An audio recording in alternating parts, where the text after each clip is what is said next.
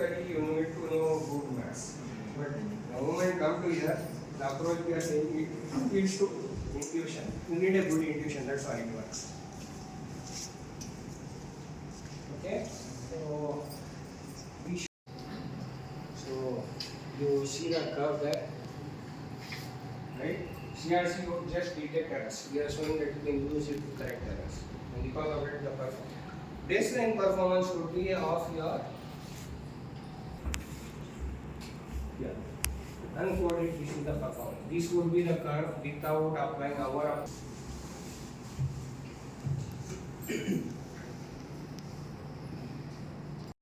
has 5G, it has 4G, it has 3G, it has Wi-Fi, and it has Bluetooth.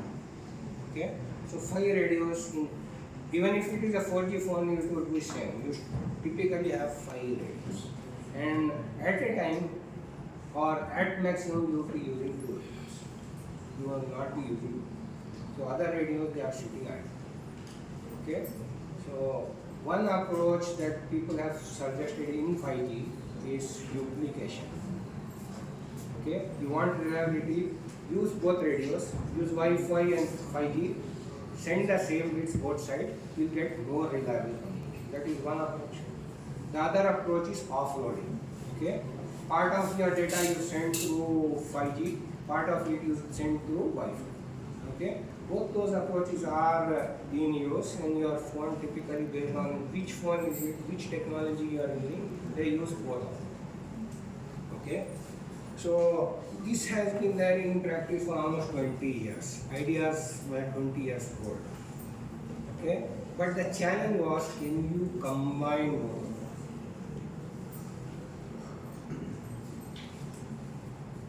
Okay, the challenge is, can you combine both? Duplication, you understand duplication what I am saying? You are sending same bits on both radios, both on Wi-Fi and 5G, right? He publishes one paper, immediately the other guy is under pressure, I also have to publish. Right? Like your cousins, if they get new clothes, you also want to get new clothes, right? So, environment matters. So, IITs typically, that is how it works. One lab mate or one colleague gets a paper, the others immediately think, okay, I also have to come. He gets one award, others also want to get an award. Right? Competition. But the environment should be like that always. Otherwise, you cannot work progress. See, the main difference is, as I have told you before, hardware. Nothing comes with hardware. You see, I have shown you as a very simple idea. It is 10 years of work. Okay? And 3 PhDs worth of work. I summarized it because you should be able to understand. If I try to explain how I have got that, clearly it doesn't help you. Okay, you will be put off, right? So, hard work is what matters. Lot of hard work. 3 PhD students, right? So, typically, if you want something of quality, international journal, idea that helps others, it moves, it advances science, it advances engineering, right? You have to do 2 years of dedicated hard work. Before that, you get small ideas. Okay?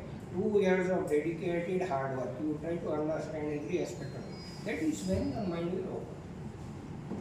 You start getting good ideas after 2 years of hard work on any particular area.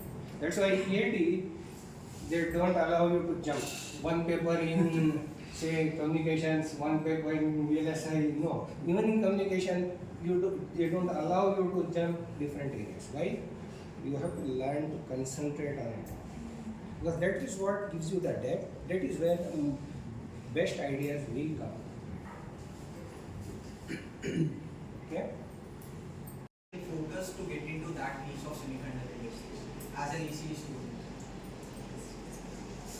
See, if you see how we have been progressing for the last 50 years, it is not because of us. It is not because of us. Okay? And when I say it is not because of the government, because the investment required in these things are huge.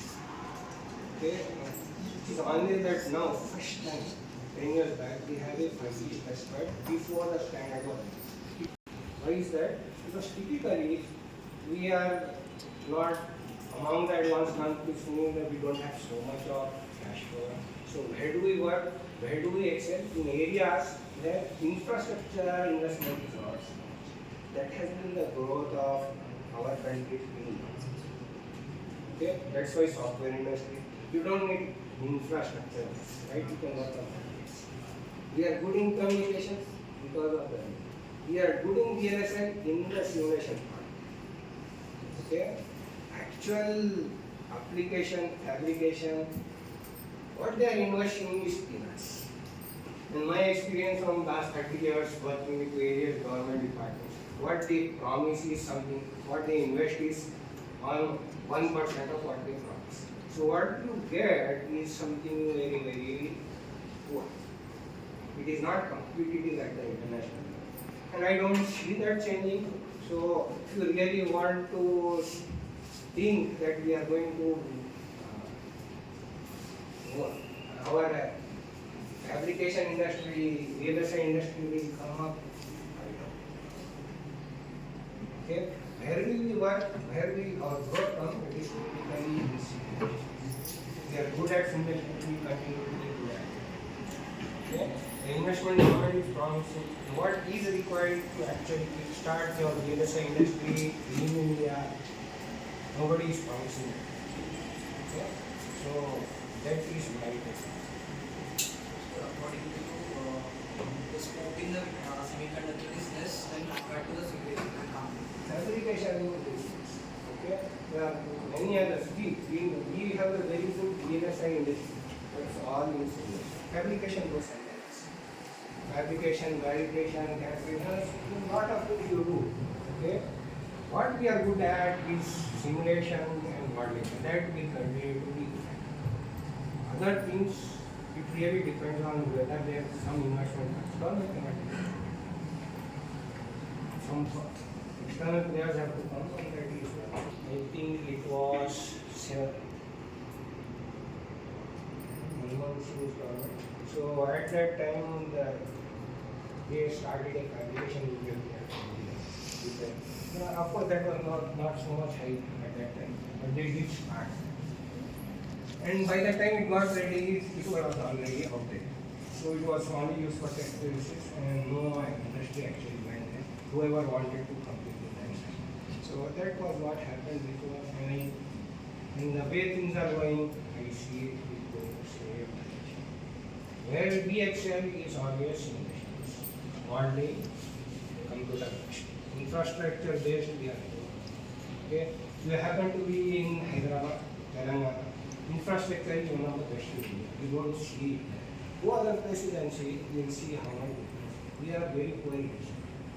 For whatever reasons, you can make your own deductions, but typically we are being poor in infrastructure. This is what is called the additive white Gaussian noise channel. This is a representation. What you send is a signal, but what you see here is basically a representation. Okay.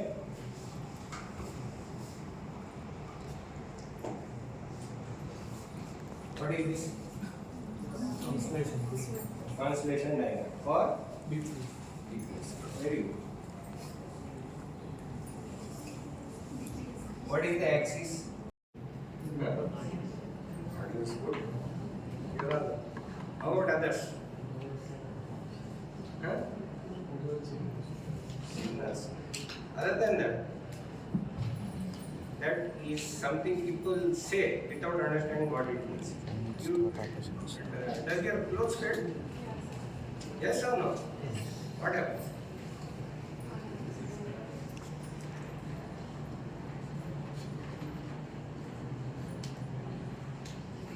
So essentially, the signal strength is going down. Okay. The signal strength is going down. So this is called as fading. It is multiplicative. This is additive. When you deal with this, you are actually working with a wireless channel. When you are working with this, you are typically working with a wired channel. So wired channel would add an additive noise.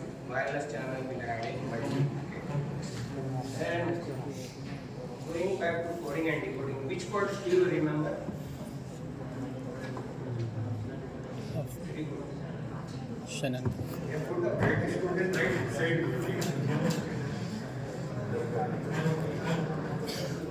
What else? Timing code? Huffman code, Shannon fan. We leave Hoffman code. Okay? Having code. Anything similar? Anything similar?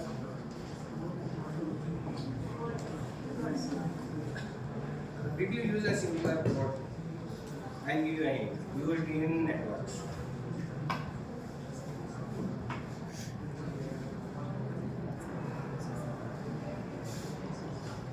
Having code corrects how many errors? One error. How do you detect errors? Even parody.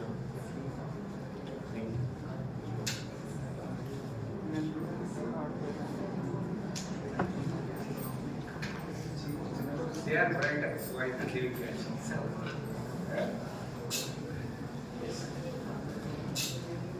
Anything similar? I'm giving you a hint. Used for detection. Communication is this, challenge is this, and you need to decide whether it is 1 or 0. Right? You receive. Okay? And the point here is this approach, does it depend on the code? I only need to know whether an error has occurred or not. And every code will tell me whether an error has occurred. Because every error correcting code is also an error detecting code. Okay? If it corrects 3 errors, it will detect how many errors? 2. Twice up. So your having code will actually detect 2 errors. It will tell you whether 1 error is there or 2 errors. Okay? So it can detect errors. Every code is detecting errors. So this approach. Now for what I showed you was for how many bits? 1 error. If there are 2 errors, which would be most likely? This one and right? So I need to just flip these 2. What possible combination of this? And this is the summary of these 3 bits. Just flip the 2 or most likely bits. Yeah, if you are using a T error correcting code, flip 2 T bits, all possible combination, and that is your decoder, no matter which code you use. Okay? Why is it so useful? Okay? So I have given you the idea, because if I give you this or this version, you will get lost. There is a lot of theory there. Okay? So good. So this is how channel coding is used, and you by the interaction with you understand that, so you go forward. 60, the way it is going to be correct. All of you are using 5G? Yes, sir. Yes. But 5G is a failed standard. You know why? 5G is a failed standard. It didn't work. So silently, you had 2.5G, right? 2G advanced, right? Similarly, silently, without much hype, they have also rolled out 5G advanced. So what you have in your phone is not 5G, it is 5G advanced. Because 5G is a dumb standard, it didn't work. Okay, so the target was 10 Gbps, but typically what was happening was any deployments anywhere in the world, your signal was only 4G. 99% of the time you would actually be on 4G and you would not be on 5G. You will see that the signal is not good and automatically shift. So when your phone is 5G, you are actually working in 4G. It continues to be the case till now. It's only 25% people who actually are in. The moment you say something is not working, you have to now do something to make it. Coming back here, 3G to 4G was a big jump. Why was that?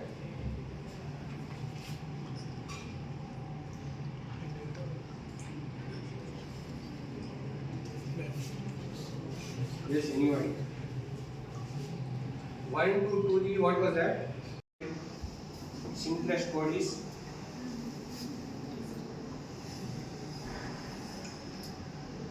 repetition code. Okay, you get a 1, you repeat it. Okay, this is what is called channel hardening. You have one channel H1 and another channel H2, delta dash. N is large. That's why you have what is called as massive MIMO. Okay, 120 antennas, 26 receive antennas. How much would that be? It will be in thousands, right? What they expect is this is going to get to as close values. Your fading is gone by law of large numbers. You are going to get a fixed value. That was the principle people thought for phi. Unfortunately, it doesn't work because you never get H exactly. What you get is an estimate, and the estimate is something like this, similar to what we have seen here. Your H is actual channel. What you know is an estimate. It is H plus again some noise. Get the point? So you never get H1 square. What you get is H1 multiplied by an estimate of H1. Okay, so while you are getting H1 square, you are also getting a noise term. Okay, so all our bright engineers, and it is everybody from China, US, everybody, they didn't realize this. It worked in testbed, so they thought it will work. But once they went outside, they thought it would work for tens of meters. It worked only for a few meters. For 3 meters, 4 meters, it was good. More than 4 meters,